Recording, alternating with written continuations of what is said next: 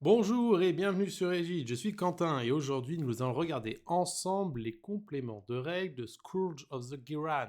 Vous me dites mais qu'est-ce que c'est que ça? L'éditeur Games Workshop nous a annoncé hier que pour l'année à venir, à savoir le nouveau manuel du général qui va sortir sur juin, un complément de règles pour toutes les armées allait être donné gratuitement qui s'appelle Scourge of Giran. Ce complément de règles s'applique pendant une année, donc pendant le prochain manuel du général, sur l'entièreté de la saison et va nous apporter des compléments de règles. On ne savait pas trop sur quoi allaient porter ces compléments de règles. Nous avions eu la confirmation que ces choses-là arrivaient avec le manuel du général et que ça allait être gratuit. On parlait de nouveaux War Scrolls, de refonte des PDF, ces choses-là. Donc aujourd'hui, nous avons les premières informations qui tombent, celles qui sont fournies par Games Workshop, à savoir, nous commençons du coup par les Skaven. En tant que joueur, on va dire, en tant que joueur récurrent du jeu, je m'attendais à beaucoup plus que ce que nous allons voir aujourd'hui. Cependant, ce n'est que le premier à savoir sur ce Skaven. Peut-être que certains auront plus d'avantages que d'autres. En tout cas, nous allons profiter des points de règle que nous avons aujourd'hui pour faire le point ensemble et essayer de comprendre ce que le jeu, ce que l'éditeur va nous apporter, en plus des modifications du manuel du général, qui seront normalement en profondeur avec le nouveau système de jeu. Allez, on est parti, regardons les règles des Skaven. Donc nous commençons avec deux nouvelles sous-factions. Donc nous savons que les Skaven avaient 4 sous-factions. Ces sous-factions buffaient principalement certains archétypes, à savoir soit le corps à corps pour gagner un nombre d'attaques et potentiellement une ward sous blessure mortelle, un nombre de quoi augmenter la blessure au tir et la pénétration sous condition de blessure mortelle, ainsi que la pénétration d'armure de certaines unités et sinon la possibilité de faire en phase de combat un peel-in sur des unités engagées. Ce qui limitait finalement l'interaction et la construction de liste chez les Skaven. Aujourd'hui, ces deux nouvelles sous-factions, vous allez voir, vont nous permettre d'aller un petit peu plus loin, de mixer un petit peu ce que propose Skaven, ce qui est très intéressant, parce que c'est vrai que c'est très frustrant d'avoir une sous-faction qui buffe par exemple que la cavalerie ou que le tir, parce que vous êtes obligé de construire autour de ça. Et je trouve l'exercice en tout cas assez intéressant à ce niveau-là. Donc la première qui s'appelle Envoy of the Deepengnaw vous dit que c'est un passif. Donc même si le couleur est rouge, ne vous faites pas avoir ça. Les couleurs, c'est juste des aides visuelles. Le passif s'applique dès que vous répondez à la condition. Donc là, on vous dit que chaque Friendly Skaven démon is within combat range. Donc c'est 3 pouces d'une unité non-héros Skaven infanterie. Le Skaven démon bénéficie d'une ward à 4. Cependant, tous les jets de ward qui sont réussis seront transférés les blessures mortelles directement sur l'unité d'infanterie, qui cette dernière ne pourra pas faire de ward dessus. Donc c'est le nouveau système de ward qu'on connaît de la V4, une ward qui est boostée. Les Skaven démons actuellement ont principalement une ward à 5. Là, vous allez pouvoir bénéficier d'une ward à 4. Donc, très très intéressant pour pouvoir se protéger du tir. Nous pensons tout de suite à le nouveau héros prêtre des Skaven qui, physique, est quand même assez fragile avec sa sauvegarde à 5 et sa ward à 5. Là, vous allez avoir une ward à 4, donc plus facile de l'exposer au tir, plus facile de l'exposer au corps à corps. Des unités infanterie Skaven, vous en avez plein, des rats des clans, blablabla. Donc très intéressant pour ça. On va peut-être voir aussi une construction de liste basée autour de ces unités Skaven démons avec les Vermin Lord, donc de combat, de ninja, de ce que vous voulez. Ça peut être intéressant d'en peut-être voir si on peut en jouer 4-5. Voilà, c'est un passif. Tant que vous répondez à la condition, vous avez une ward à 4. Et les rats des clans, on sait que ça revient à la vie. On peut en jouer beaucoup. On l'a vu au World. Donc, une sous-faction que je trouve en tout cas très intéressante pour renouveler le gameplay et qui est très pertinent dans la puissance que cette dernière peut vous apporter. La deuxième, c'est Gathering of the Clans. Celle-ci, vous allez voir, est beaucoup plus passe-partout et je trouve qu'elle apporte aussi une grosse force dans la construction de liste parce qu'elle n'est pas polarisée autour de démons ou autour d'unités si ça, blablabla. Elle vous dit qu'une fois par tour, c'est une réaction au redéploiement déclaré par une unité alliée Skaven. Vous allez pouvoir choisir deux autres unités alliées Skaven qui ne sont pas en combat, attention, et qui sont entièrement à 13 de l'unité qui redéploie. Donc le redéploiement, on connaît, fin de phase de mouvement, vous pouvez redéployer, soit de manière offensive pour pouvoir vous rapprocher d'un objectif, d'un point, bloquer une tactique, ce genre de choses-là, ou défensivement pour reculer, vous repositionner, rallonger des charges. Là, vous aurez la possibilité de le faire avec 2 unités supplémentaires entièrement à 13 de la première. Du coup, si vous prenez par exemple une unité de rat des clans qui est assez populeuse, ça peut vous faire, qui est un peu en randonnion, ça peut vous faire quand même une très très grosse bulle pour pouvoir faire redéployer celle-ci. On vous dit que la cible doit avoir au moins l'un des mots-clés suivants: Verminus, Cryer, Mulder, Pestilent et Echin. Donc, si jamais une de ces unités que vous souhaitez redéployer ne possède pas l'un de ces mots-clés, vous ne serez pas éligible. Cependant, vous voyez que les mots-clés couvrent quand même une grande partie de l'armée et va vous permettre de redéployer. Les 2 autres unités qui sont éligibles au redéploiement ne vous coûtent pas de points de commandement et vous allez faire vos jets les uns après les autres après avoir fait la première unité. Vous faites redéployer la première et ensuite vous faites les 2 autres. Alors par contre, vous ferez très attention dans le séquencement. J'ai le sentiment que Games veut être très carré dessus. Ils vous disent que votre unité donc redéploie et une fois que celle-ci a redéployé, les 2 autres peuvent faire leur redéploiement, donc l'une après l'autre. Cependant, dans la constitution du texte, on vous dit bien de prendre, de choisir, de pick up tous units entièrement à 13 qui ne sont pas au combat. Donc vous choisissez vos unités, vous faites le redéploiement de la première et les autres redéploient. Vous ne pouvez pas redéployer la première et en choisir 2 après. J'imagine que c'est pour encadrer cette règle qui est quand même très forte. Moi, comme ça, je me dis, dans les mains d'un bon joueur, cette sous-faction peut être très très pertinente parce que elle va vous permettre sur le tour 1, tour 2, de rendre un peu fou votre adversaire. Vous savez que en phase de héros, vous pouvez déjà bouger en tant que Skaven et en plus maintenant après le mouvement refaire bouger 3 unités. Ça commence à être quelque chose de très très violent, je trouve. Donc une très bonne sous-faction pour Skaven qui avait besoin de sous-faction. Ensuite, nous avons du coup 3 Heroic Traits. Donc je me fais un petit point ici. 2 nouvelles sous-factions, 3 Heroic Traits. Moi, je suis un peu frustré parce que j'aurais peut-être aimé avoir un nouveau domaine de prière, un nouveau domaine de magie, voire peut-être d'autres artefacts, ainsi de suite, ainsi de suite. Nous allons nous contenter de cela. Donc, le nouveau trait héroïque que vous allez avoir, c'est Devious Underlining, qui a une construction qui est un petit peu étrange, mais vous allez voir, c'est pas si chiant que ça. On va vous demander à la phase de déploiement de choisir une unité alliée Skaven Hero qui est sur le champ de bataille, donc ça ne marche pas s'il est en frappe en profondeur, qui a une valeur de points de vie égale ou supérieure à celle du porteur du trait, d'accord? Donc, vous, le trait héroïque, vous le donnez par exemple, je vous dis n'importe quoi, une cloche, et bien vous allez devoir choisir un héros qui a autant de points de vie, voire plus. Donc, ce qui veut dire que dans l'idée, le porteur de ce trait va souvent être un héros qui a très peu de points de vie, parce que sinon vous allez vous bloquer cette opportunité d'usage, ou alors sur votre construction de liste, vous avez que des héros qui ont le même nombre de points de vie, et du coup c'est pas gênant. Donc qu'est-ce que vous gagnez en faisant ça? Alors attention, là c'est pareil, il faut se concentrer. On vous dit que tant que la cible que vous désignez, donc pas le héros qui porte le trait, mais le deuxième héros que vous désignez, est en vie, n'a pas été slain, les unités Skaven infanterie, attention, infanterie, auront une ward assist quand vous êtes entièrement à 13 du porteur du trait. Donc, je vous prends votre sorcier, votre Gressir, il est le porteur du trait, il désigne un autre Gressir par exemple qui est pour être la cible. Tant que le deuxième Gressir est en vie, le premier qui a le trait donne une ward à 6 entièrement à 13. Donc intéressant, pourquoi? Parce qu'on sait que Skaven, vous êtes facilement populeux, notamment les rats des clans, et bénéficier d'une ward à 6 pour tous les joueurs de la DES, on le connaît, c'est des points de vie que vous allez mathématiquement sauver à gauche, à droite, et donc bénéficier finalement d'une armée beaucoup plus forte, beaucoup plus structurante. Et on vous dit que cependant, une fois que la cible, donc le deuxième Gressir par exemple que vous avez choisi, est morte, celle que vous avez désignée pendant la phase de déploiement, vous perdez votre ward à 6. Par contre, vous ajoutez 2 au jet de charge pour les unités Skaven infanterie qui sont entièrement à 13 du porteur de ce trait héroïque.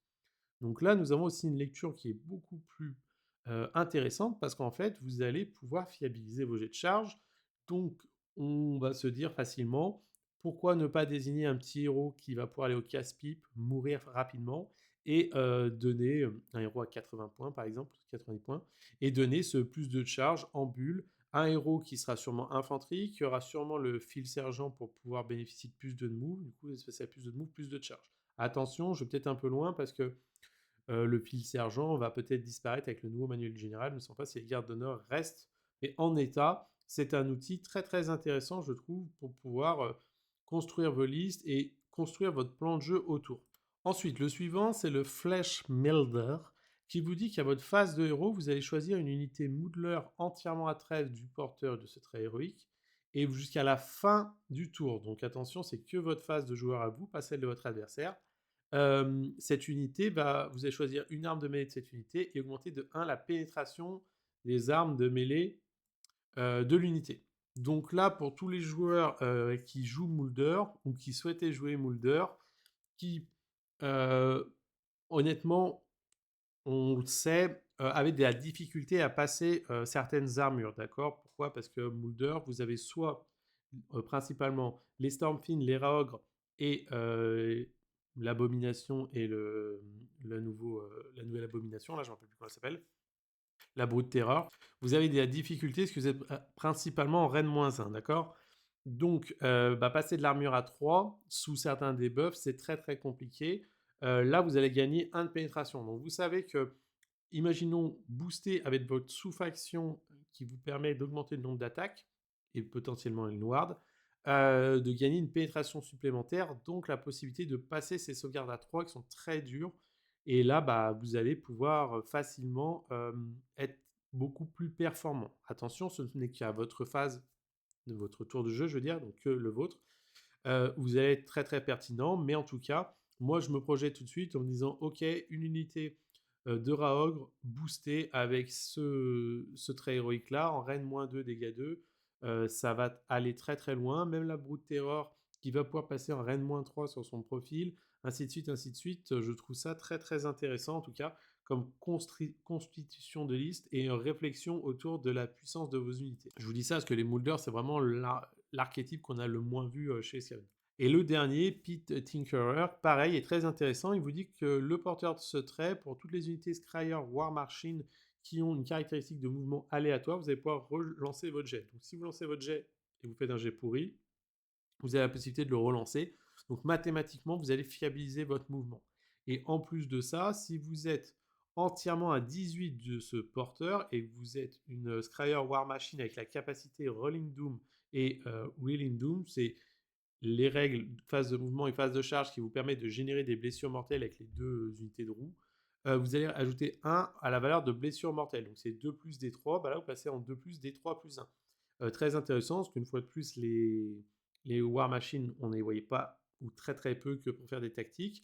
Là, vous savez que entièrement à 13 du porteur, donc un héros qui peut être mobile, vous fiabilisez le mouvement, et en plus entièrement à 18, donc là c'est une grosse bulle, 1 aux blessures mortelles accusées, donc on fiabilise les War Machines, quelque chose qui pouvait être moins visible dans le jeu.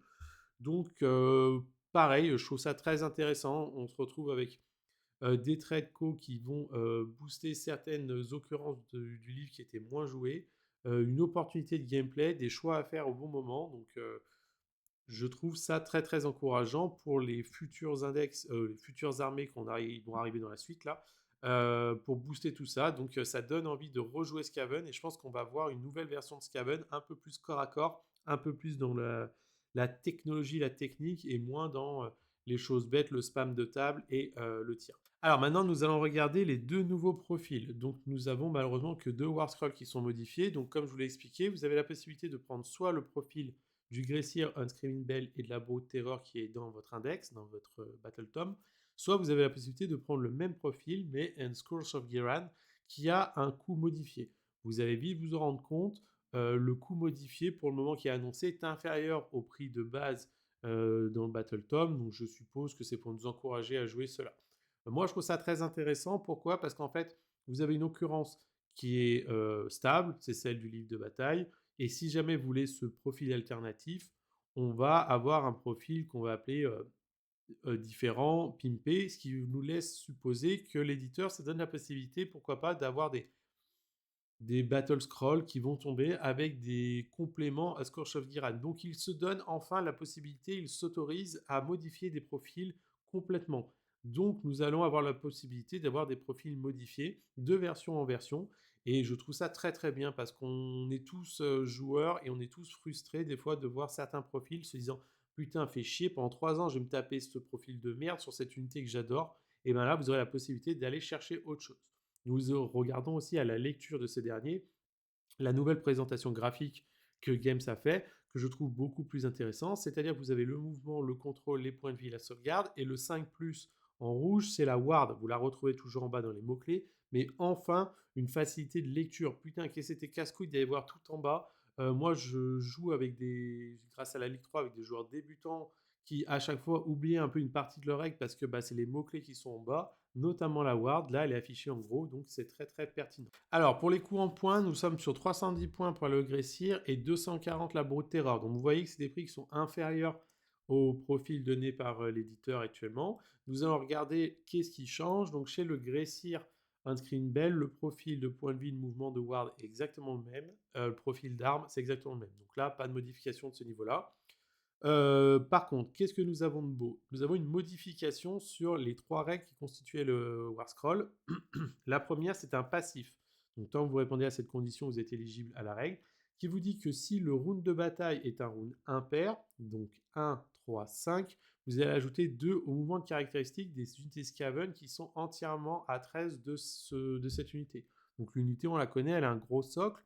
Le tour 1, tour 3, tour 5, on va dire que c'est très intéressant dans les règles parce que le tour 1, c'est là où vous faites votre mouvement principalement et on combat au tour 2, tour 3. Donc, vous allez avoir un bonus de mouvement sur le tour 2. Le tour 3, c'est peut-être pas très pertinent, mais en tout cas, ça se prend. Et le tour 5, généralement, il n'y en a plus besoin. Mais bon, ça peut fiabiliser les tactiques de bataille sur ces tours-là. Et si jamais vous êtes sur un tour pair, cette fois-ci, vous allez soustraire un au jet de touche qui cible les unités Skaven entièrement à 13 de cette dernière. Donc, on va dire c'est une fiabilisation de l'usage de cette règle. Normalement, on adore aller chercher le moins un touche avec la Screaming Bell. Là, vous allez l'avoir de manière automatique. Il n'y a pas de jet de dés à faire. Cependant, ce n'est que le tour 2 et le tour 4. Ce qui reste quand même intéressant parce que le tour 2 et le tour 4 sont les rounds où vous allez le plus combattre. Alors, peut-être pas le tour 4, mais le tour 2, oui. On sait que le jeu tourne vraiment sur ce double tour, tour 1, tour 2, tour 2, tour 3. Donc finalement, même si ce n'est pas vous qui choisissez quand est-ce que vous avez votre bonus, c'est dicté par le jeu, ça reste un bonus qui est très fort. Vous gagnez aussi, vu que vous êtes sorcier de niveau 2, la possibilité d'avoir ce nouveau sort, donc le Gnoth Through Reality, qui se lance sur 6 et qui vous dit que jusqu'au début de votre prochain tour, donc finalement pendant un tour assez long, cette unité est considérée comme un New Hall pour les règles suivantes: New Hall and Bush, Tunnel Through Reality et Endless Vermintide. Donc, ce qui veut dire que la capacité que les New Hall ont à faire rentrer des unités dans un New Hall, le fait de les faire sortir d'un New Hall, alors là, pour moi, il y aurait besoin d'une petite clarification, d'accord? Parce qu'il y a écrit cette unité compte comme un friendly New Hall pour les règles suivantes. Le Nihal Ambush vous dit que vous pouvez choisir une unité Skaven et la faire rentrer dans l'unité et la faire sortir d'un New Hall. Donc là, on vous dit que c'est considéré comme un New Hall. Donc je suppose qu'on peut rentrer dans le Screaming Bell et ressortir dans un New Hall, rentrer dans un New Hall et ressortir dans le Screaming Bell. Mais une fois de plus, le Count As, ça me chafouine un peu parce que j'aurais préféré qu'ils vous disent gagne le mot-clé New Hall, entre guillemets, et donc le ressortir du New Hall, du Screaming Bell, je veux dire, aurait été automatique. Là, je suppose que c'est l'idée, mais une fois de plus, pour moi, c'est un petit peu flou. Par contre, vous avez le Tunnel Reality qui va vous permettre de profiter donc du mouvement porté par ça et le fait de réanimer des unités qui sont mortes, donc pour un PC. Donc très intéressant, si vous réussissez votre sort, vous avez un New Hall finalement qui va, un peu comme les Forest Sylvanet, se déplacer. Les forêts ne se déplacent pas, mais va pouvoir se déplacer et donc pouvoir fiabiliser votre pop si jamais vous n'avez plus de New Hall sur le champ de bataille. Si jamais vous voulez ressortir autour de ce héros, c'est, je trouve, un très très bon sort. Et pour finir, vous avez du coup en phase violette, End of Any Turn, One Spartan Army, donc ça ne servira à rien de spam les Greyseer pour ça. On vous dit de prendre tous les unités Skaven entièrement à 13 de cette dernière et de soigner D3. Donc vous allez pouvoir soigner D3 la Screaming Bell, donc ça c'est déjà bien. 15 PV, c'est évacuatoire d'A5, c'est tanky. Et en plus de ça, vous permettez le luxe de soigner des Stormfiend par exemple, d'autres unités telles que la Brute Terreur, les Rogues, vous voyez tout ce qui est un peu de PV, ce D3 c'est End of Any Turn, donc même si vous faites tirer dessus au tir, quoi, shooter, tirer, ou prenez des blessures mortelles à la magie, vous allez pouvoir comme ça vous soigner. Ça reste quand même un très très bon soin. C'est une sorte de mini ralliement. Vous voyez, dans l'idée D3, vous en soignez 2 PV. Un ralliement, techniquement, c'est 3 PV. Donc, c'est vraiment une très très bonne règle. Et du coup, le deuxième profil qui nous est offert, c'est celui-là du Brute Terror. Donc là, qu'est-ce qu'on voit? 12 PV, save à 5, OC5, move de 6, ça n'a pas changé. Cependant, vous gagnez nativement une ward à 5. Donc votre unité devient tout de suite beaucoup plus tanky, elle perd des points.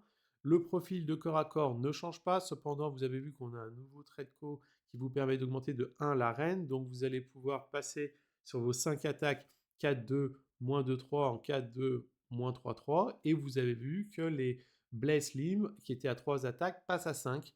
Donc vous avez plus d'attaques qui sont 4-4, moins 1-2. Bon, c'est un peu de la merde, mais vous allez comprendre l'intérêt de ça. Donc on comprend une Brute Terror qui est beaucoup plus tanky. Si vous réussissez votre sous-faction Boulder pour lui donner des attaques en plus, ok. Pas besoin d'aller chercher le crit, parce que de toute façon, elle l'a déjà de base.